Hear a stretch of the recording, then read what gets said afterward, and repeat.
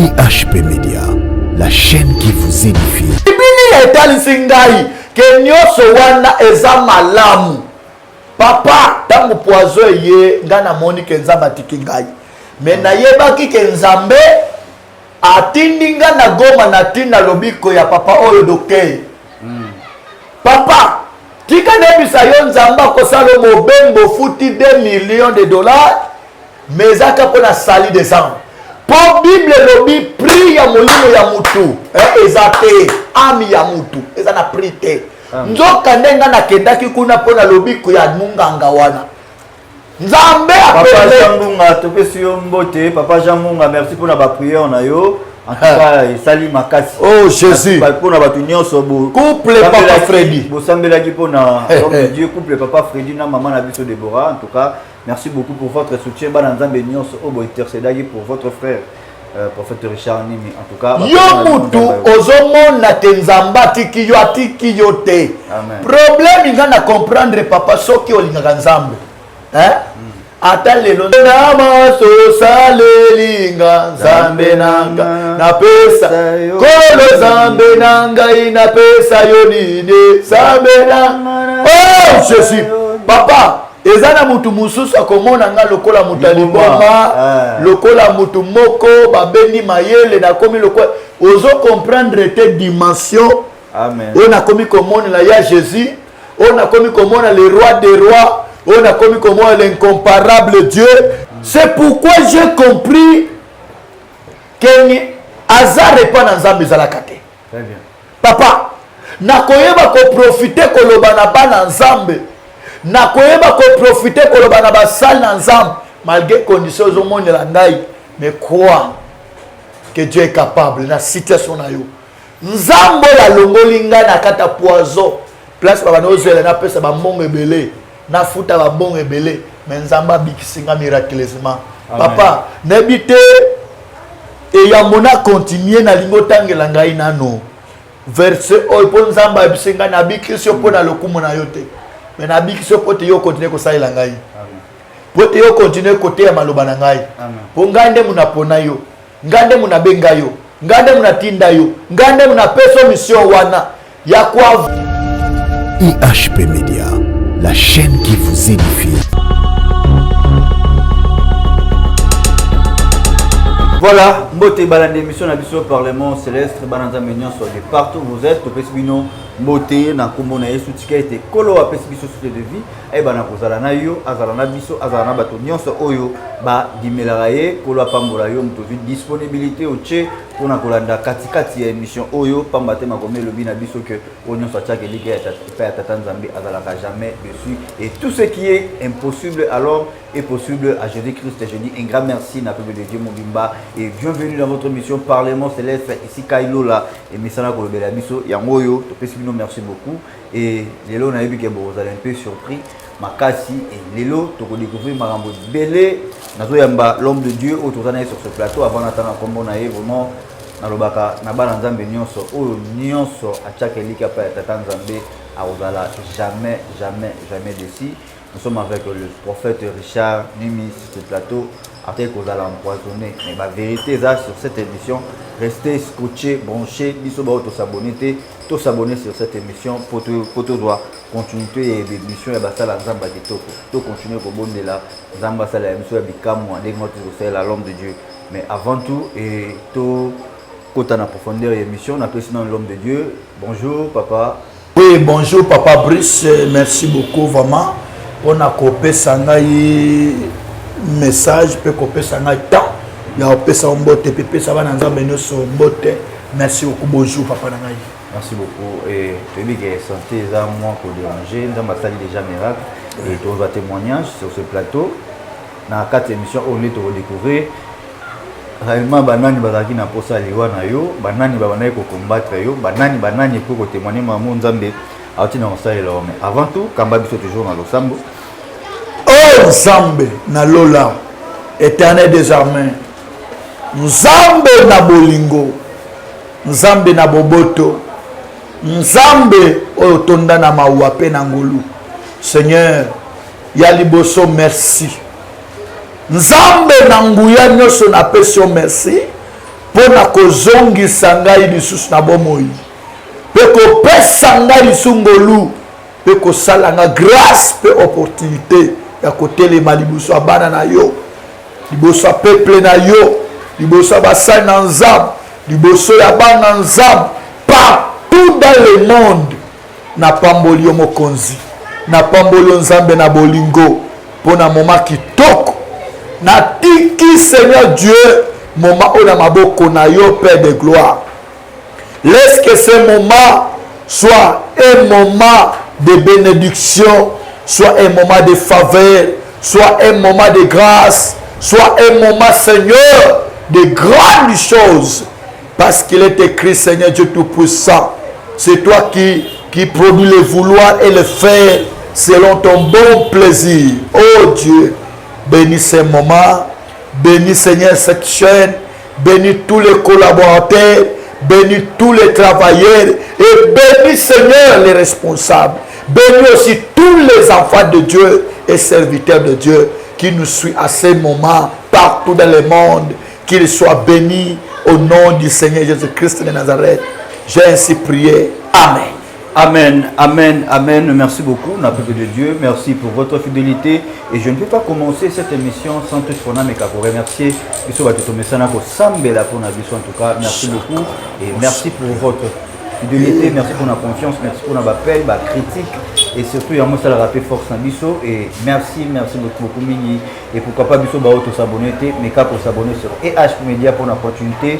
Il y a Bassala Nzambe. Et je dis Mbote. La servante de Dieu, la sœur Aurélie Allegra, merci beaucoup. Et pourquoi pas celle qu'on appelle Bernice Vainqueur, Fondation Vainqueur, Topesi Binombote, Allemagne, Kinshasa et Kalaming Temasolezo, toujours Fondation Vainqueur. Il y a sœur Nabiso Bernice Vainqueur. Merci beaucoup. Ma maman Cornélie Mouinga 001 des États-Unis, Topesi Pembote. Et continuez toujours à soutenir sur la prière, pourquoi pas, maman mais jeune envers. Voilà, merci beaucoup. L'homme de Dieu est toujours sur ce plateau et dans le là en face boyer par rapport et tout le la thé, tout le monde a du lot que du mieux dans autos, moi couleur de baby sentait un peu bizarre mais c'est on a vu ces alliés que Nzambe a zoné sur soit pression ma casse à Roleka dans au plateau il y a Parlement céleste dans la HP Média et nous avons vu moi la photo continuer de commissaire gloire à Jésus-Christ parce que qui n'a pas que belé ba pour sûrement c'est à Jésus-Christ d'amener à l'homisaïe. Alors rencontrer un peu Nigne Komaki, est-ce que vous découvrez déjà jusqu'à maintenant bateau basala bongo? Papa, merci. Pour nangai nazana tina mokote na découvrir ba oyo ba salinga mabe mais na sina yebi bango. Mais ça n'a tina mokote. Nzambe azoloba à moi la vengeance, à moi la rétribution. Et la Bible dit nous ne combattons pas contre la chair et le sang, mais nous combattons contre les dominations, contre les esprits méchants dans les lieux célestes. Yaliboso n'a pas si merci. N'a pas si papa Charlie merci. Na pesi basali nyonso merci o na kata chaîne na bino na pesi bana na nzambe nyonso merci partout dans le monde o bayebaki ko sunga ngai premièrement spirituellement comme prière physiquement lokola moyen na bango maman Deborah nzamba pambola yo couple maman Deborah papa Freddy que le bon Dieu vous bénisse et qu'il vous élève davantage. Nzambo ya longolinga na passe, nzambo ya bengangai, nzambo na kabela bolenge na ngai mama Deborah. Nyoso ekoya nzamba kota likambo na yo. Papa Freddy que Dieu vous bénisse. Bino nyoso bana ko soutenir ngai. Nzamba lola pambola bino mama Vicky, obana ko sunga na mabondeli. Mama na ngai kuna mama George to bana ko sunga na mabondeli.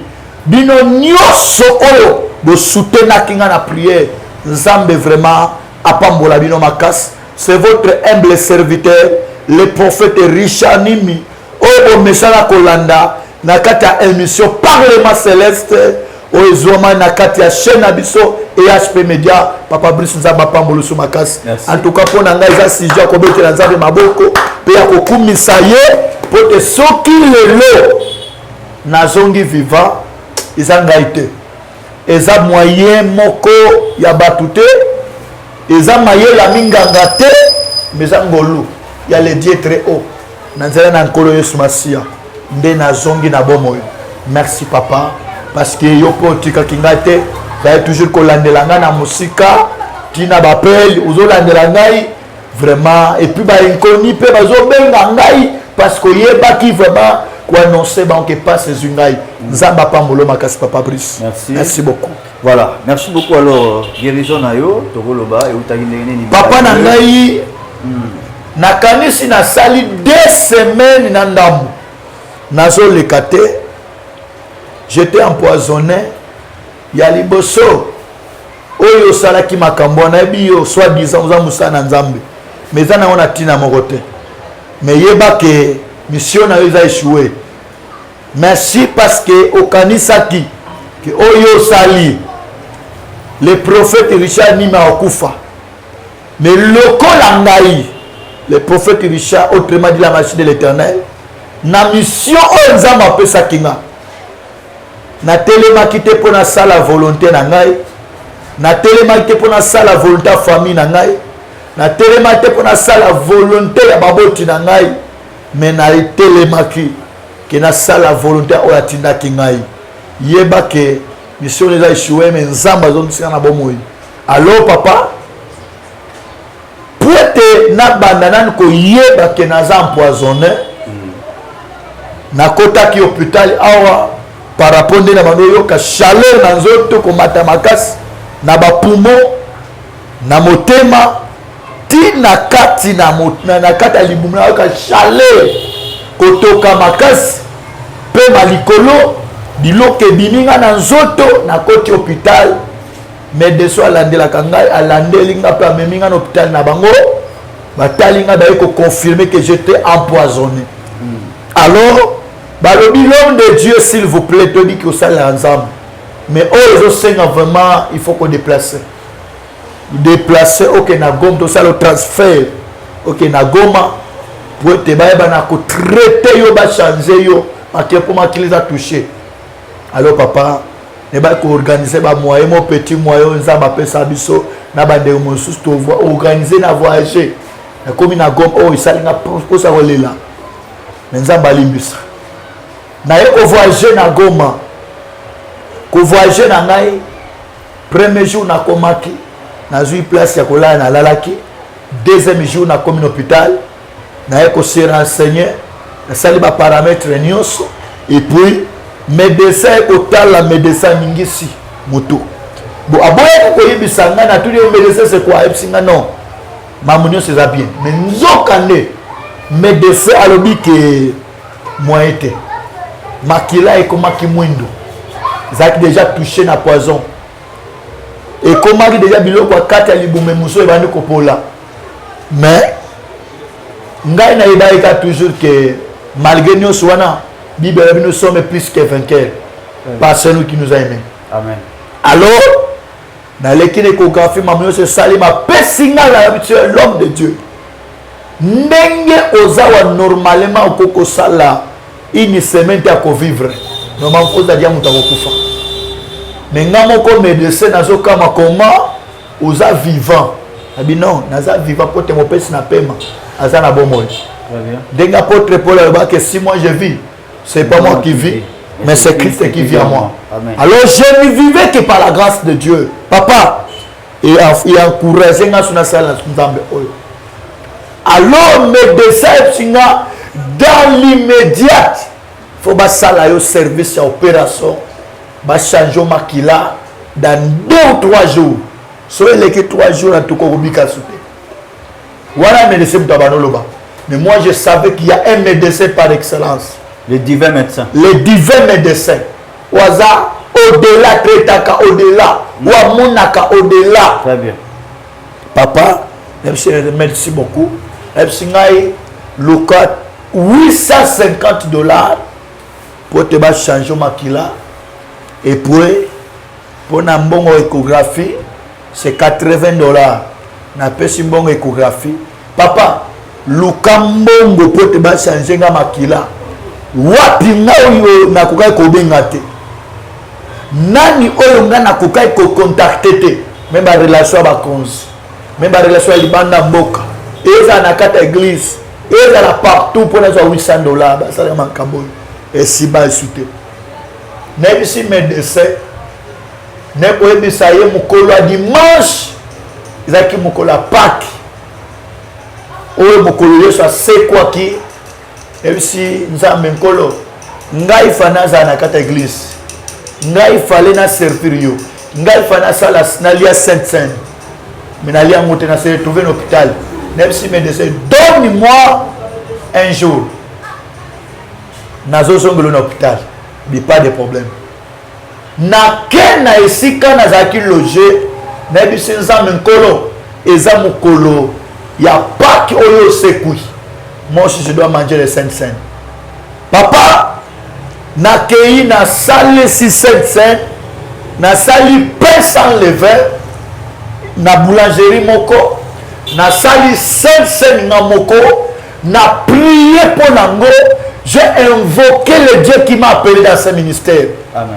Nazui sainte sainte na mlie pe na meli na bisi nzambe kaka ndenge na lie nzoto na yo pe kaka ndenge na meli makila na yo moi je crois que oyo koti na nzoto na ngai nzambe obikisi ngai mais je savais sans toutefois kobosana que y avait aussi na bateau bana ko soutenir na ba prière net couple papa Freddy na maman Deborah vraiment maman Chantal que Dieu vous bénisse et bande ko belé vraiment nzamba pambola bino nalali premier jour nazo bondela na bina nzamba nazo mon hôpital deuxième jour nazo bonda état à jeûne et prière nazo mon hôpital mais je me sentais que na senti que na okufa troisième jour na babutu nalali papa Brice nazo lota ndoto na uti lokola likolo na kwei na kati na ebali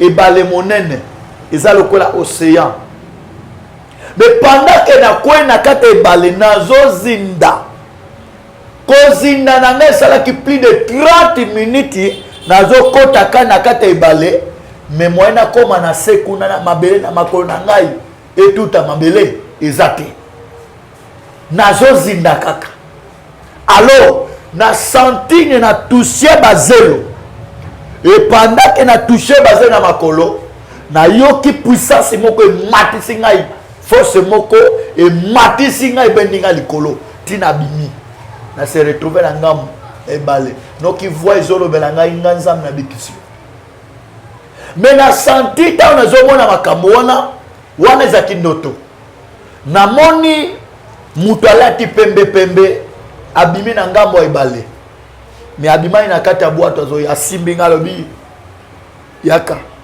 abimi si tonga moko na kati ya saki na ye akotisi nga na lo wana ndoto papa akosi nga na kati ya loboko nakandisi deja bandeko bana kobenga nga mete fois na se nayebisa ye bango akotisi nga tonga na kati ya loboko abendi makila première fois abwaki deuxième fois abendi makila abwaki troisième fois abendi makila na tonga molai boy abwaki ayebisi ngai kene na yo obiki na sutoki ndoto place na lalaki na bandi nanu ya liboso malgré na bandi ko se senti que na la malade mais na bandi nanu ko komisa nzambe par la foi ya lilobonga na yo kayebisa que na bikisi yo je glorifie déjà le Seigneur parce que la foi vient de ce qu'on attend. Et ce qu'on attend, c'est la parole. Vient de la parole de Dieu. Amen. Nabana ko kumisa ensemble. Nabana ko yema nzembo moko. Nabana ko yema nzembo moko. Kumama kolo. Kumama kolo. Yesue. Kumama. Kumama ya frère Patrice. Na surtout ki ndoto na télé mina binzambe merci. Tina zo kende rendez-vous et pas ya médecin. Na komina na kati hôpital médecin bani ko gazengai papa ozolukelanga ba problème ya bi médecin s'il vous plaît il y a un médecin qui est au-dessus de toi mais je sens que Dieu m'a guéri médecin lobis. Qu'est-ce que tu dis? Tika baventure. Tika baje. Non, médecin. Ngana lobisa yo ke nzambe po médecin eba ite ngana na pasteur. Na se prépona linga ate ko se présenter place ngana okende. Na linga ba découvrir nga. Très bien. Na yebisi médecin nzambe abikisi nga médecin abi non, c'est incroyable.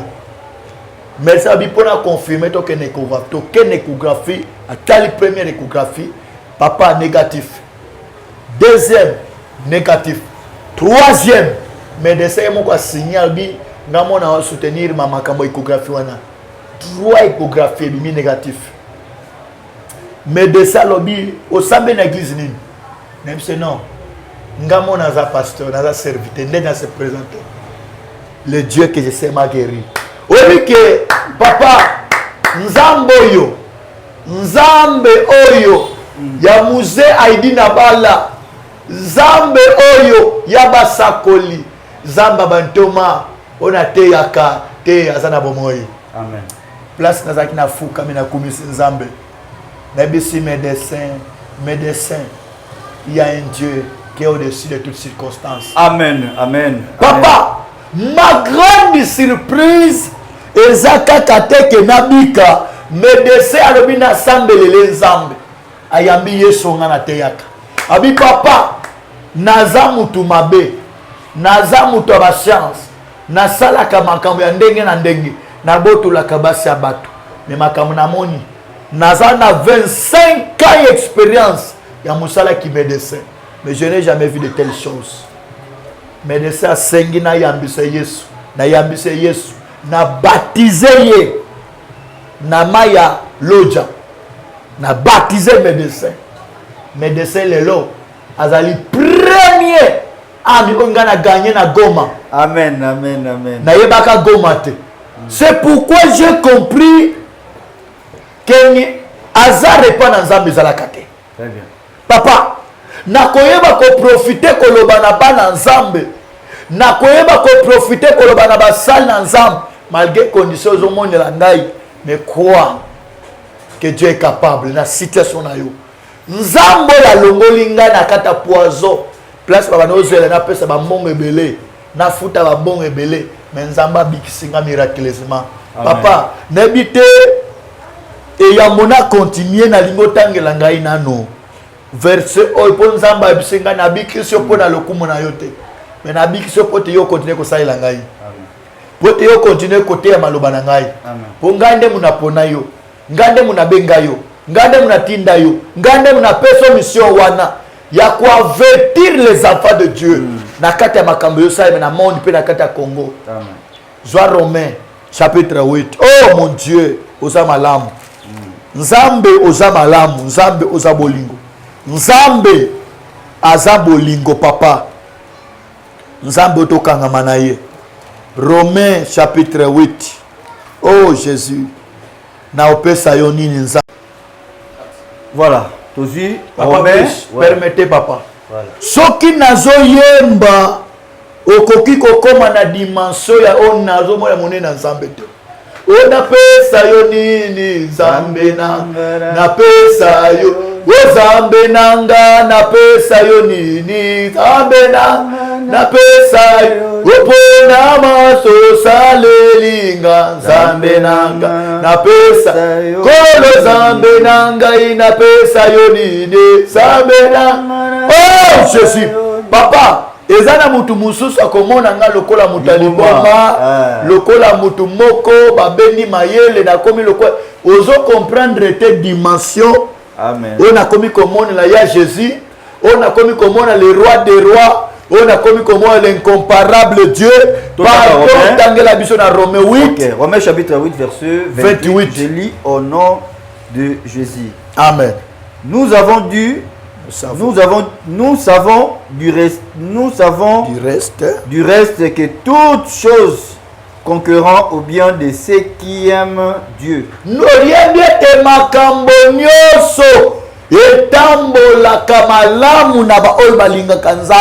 De ceux qui sont appelés selon son destin. Car ce qu'il a connu d'avance, Il les a aussi prédestinés à être semblables à l'image de son fils. Boye abongisaki bango bakokana na elilingi ya mwana na ye Yesu Kristo. Afin que son fils fît le premier-né entre plusieurs frères. Poete mwana na ye Yesu Kristo azala mwana ya liboso kati ya bato ebele. Et ce qu'il a prédestiné, Ba oye abongisaki, il a aussi appelé, et ce qu'il a appelé, il est aussi à justifier. Ba oyo abongisaki abengaki bango pe ba oyo abengaki alongisaki bango. Il les a aussi glorifiés. Il les a aussi glorifiés, qu'il a justifiés, et les a aussi... Oh, pardon. Que dirons-nous donc à l'égard de ces choses? Ah! Tokoloba nini likolo ya makambo oyo. Ah! Si Dieu est pour nous, Soki nzamba za pona biso, qui sera contre nous? nani akozala contre biso? Amen. Kita papa na ngai. Kita s'il vous plaît. Voilà. Donc, quittez le verset 32. Lui qui n'a point épargné son propre fils, mais qui l'a livré pour nous tous. Comment ne nous donnera-t-il pas aussi toutes choses avec lui?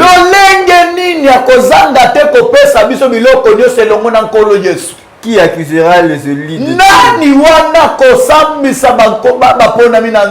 C'est Dieu qui justifie. 34. Qui les a condamnera?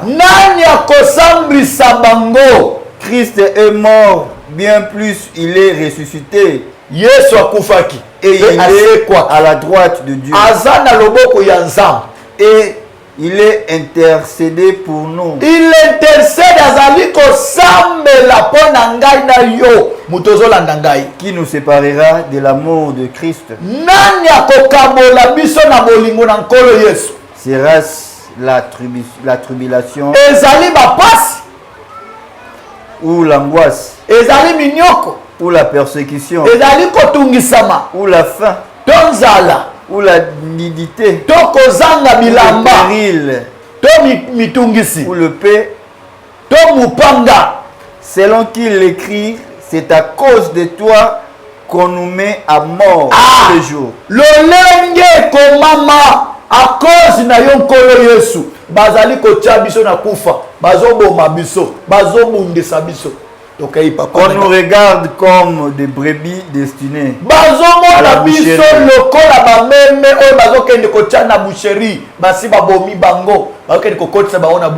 Mais dans toutes ces choses, nous sommes plus que vainqueurs par celui qui nous a aimés. Papa, voilà. Balobi, na verset wana ya liboso, à partir à verset 28, Balobi, tout concourt bien à ceux qui aiment Dieu. Amen. Papa, maman, ozolanda ngai, musali na nzambe, mwana na nzambe, bisiko vandi, ozolanda ngai, na lingo yoka makomi na nzambe ne zoloba. Balobi, tout concourt bien à ceux qui aiment Dieu. Amen. Nyose tambola kamalamu na boy balinga kanzambe. Ezala ya malamu. Ezala babengane na libala. Ezala mwana kufi. Ezala memi malade simbiyo. Ezala memi mobali wa kimayo. Balobi, tout concourt bien à ceux qui aiment Dieu. Nyose zo tambola malamu na boy balinga kanzambe. Problème les anini papa Brice. Ezali likambo kolinga nzambe. Soki yo lingaka nzambe, osambelaka nzambe, olandaka Jésus Christ, okangama na Jésus Christ, ozo yela yo eza malamu. Ezala ya mabe, batu bafingi yo balobi ke sili pona yo. Men Biblia etalisi ngai ke nyoso wana eza malamu. Papa, tangu poazo ye ngana moni ke nzamba tiki ngai. Men nayebaki ke nzambe atindinga na goma na tinda lobiko ya papa oyo doke.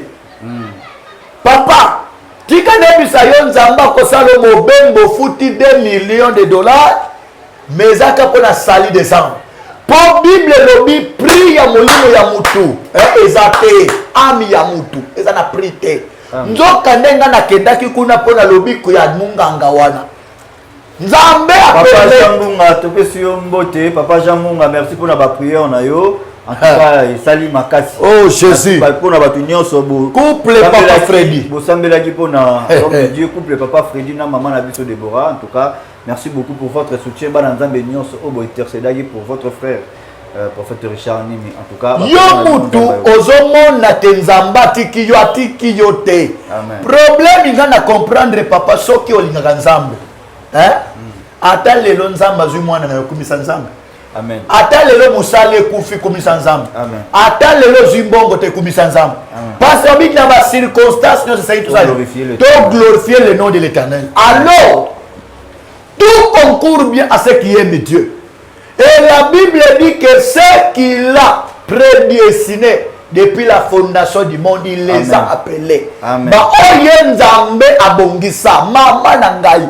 Yo muto yebi Nzambe, yo muto sambela ka Nzambe, ata ba passe yeba ke Nzambe wana yo yebi. Nzambe abongisa ngo yambo mokile salema. Merci beaucoup. Abongisa ngo ke yo zala mwana Nzambe. Merci beaucoup. Abongisa ngo ke yo zala musali na Nzambe. Abongisa ngo il a prédestiné dès la fondation du monde que tu sois un appelé. Et après avoir été appelé, que tu sois semblable à son premier fils, papa. Amen, amen. Balobi nazala semblable na Jésus. Jésus-Christ a fait le miracle. Jésus-Christ a fait que ça va koufi. Jésus-Christ a fait que ça Lazare na bangusu na nzoto. Jésus-Christ a fait bikamwa. O lelo ti lelo mokili ezotatola. Balobi ngai Richard nazala semblable. Amen. Alors j'ai compris que eloko mote kolonga ngai. Amen. Nena suka balobi na chapitre oyo. Balobi qu'est-ce qui nous séparera de l'amour de Christ? Et puis nani akosambisa baponami na Nzambe? Qui accusera? Nani akofunda bango? Qui les condamnera? Nani akofunda yo mama? Nani akokondamne yo mama? Amen. Bible lobi point de condamnation pour ceux qui sont en Jésus-Christ. Mutu akofunda yo pe akokondana akosambisa yo azate. Pourquoi c'est Dieu qui justifie? Lokola Nzambe azo justifier yo, Nzambe a justifié nga po yo kanga sous lelo, Nzambe na justifié maman. Amen. Nzambe na justifié mon frère. Nzambe na justifié mon papa. Nzambe wana justifié yo mutozo lela alongesa yo. Ozwa grâce, ozwa faveur, omona miracle na Nzambe. Eloko Bible bi ya mutuya nini kokabola ngana bolingo na Nzambe. Est-ce que ça nzala? Ezanzala. Est-ce que ça va pas? Yo lingotika Nzambe pona nzala. Yo lingotika kosambela pona ba déception ba faux serviteur.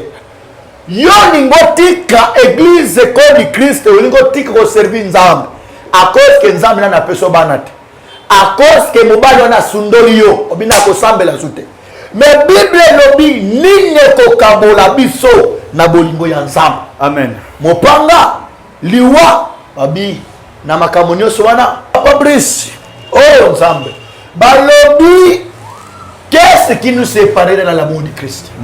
Mama na ngai papa na ngai musana Nzambe mama yo lingotika Nzambe pona ba passe malgré ta na ngai ozomona ngai boye mais na yebete Nzambe azoko rajeunir biso. Amen. Oh Dieu de grâce balobi eloko ekokabola biso na bolingo na Nzambe zate na makambo nyonso wato tangi toza plus que balongi. Amen. Mama ozolanda ngai, papa ozolanda ngai, musana Nzambe ozolanda ngai, mwana Nzambe ozolanda ngai oza molongi. Atako makambo simba te ndima lelo ne ko assurer yo le Jésus-Christ de Nazareth oyo aza ressuscité du troisième jour.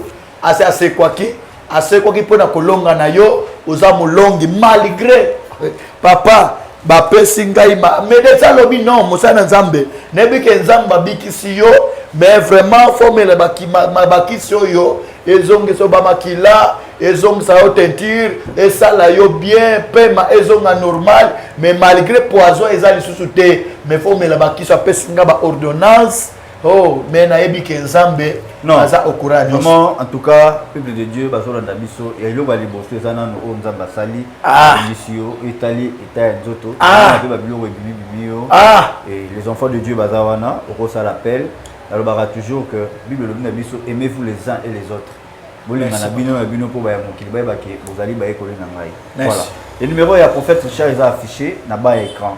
On a besoin il y a lisungi il y a soutien azana ordonnance pour na état ya nzoto libumu et santé na kati mo bakisi bakomela ki pour na teinture peso maman normal. N'hésitez pas aider l'homme de Dieu mais qu'à pour soutenir et vous allez vraiment malamu mingi mais pour na guérison en tout cas félicitations à Nzambe na yo olukaka. La Bible dit si ton Dieu est mort essaye le mien. Donc to tchaka tembe na miracle. Voilà.